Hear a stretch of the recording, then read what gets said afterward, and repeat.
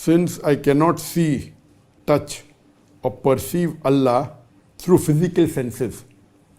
This is a question from Masoom Akhtar. Since I cannot see, touch, or perceive Allah through physical senses, I do not believe in Allah. According to the belief that only what can be perceived through the senses is credible. Prove it wrong. The brother said, because I cannot perceive Allah through the senses, I don't believe in Allah. I cannot touch, I cannot see, so I cannot. Brother, there are many things you don't see and yet you believe. Can you see air? No, but yet you believe. Okay, you can feel it, but you cannot see it. There are many things that you cannot feel, but yet you believe. Many things it is not perceived by your senses, but yet you believe. What we read in your books in school talking about embryology, have you seen it? No. Have you felt it? No. It's only reading. Then you use your brain. What do? You use the grey matter God has given you, and then you analyze whether it's true or wrong, whether it's true or false. You cannot.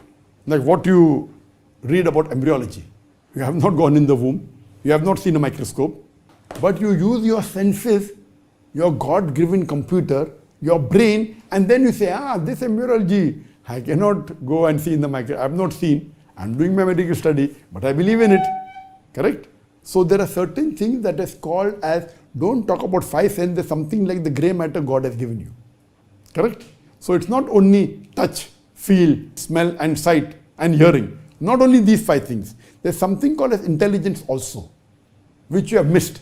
So besides the physical senses of sight, of touch, of smell, of hearing and feeling, there's something called as intelligence.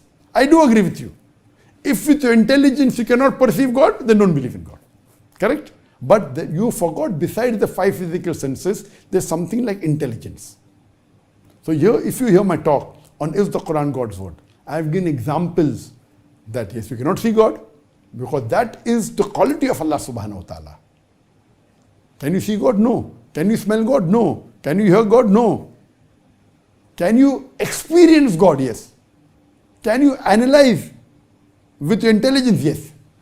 So many things when we read in science, you cannot see, you cannot touch, you cannot feel, you cannot smell, but yet you believe because of your intelligence. We do certain tests and then we analyze. So similarly, for knowing Allah subhanahu wa ta'ala, I have given a talk on is the Quran God's word. And there, with the help of the Quran, I have scientifically proved the existence of Allah subhanahu wa ta'ala.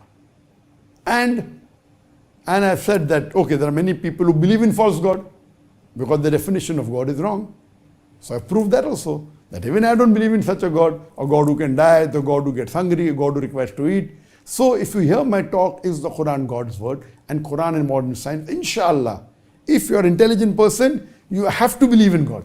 The problem is Masoom Akhtar. Your name is Masoom?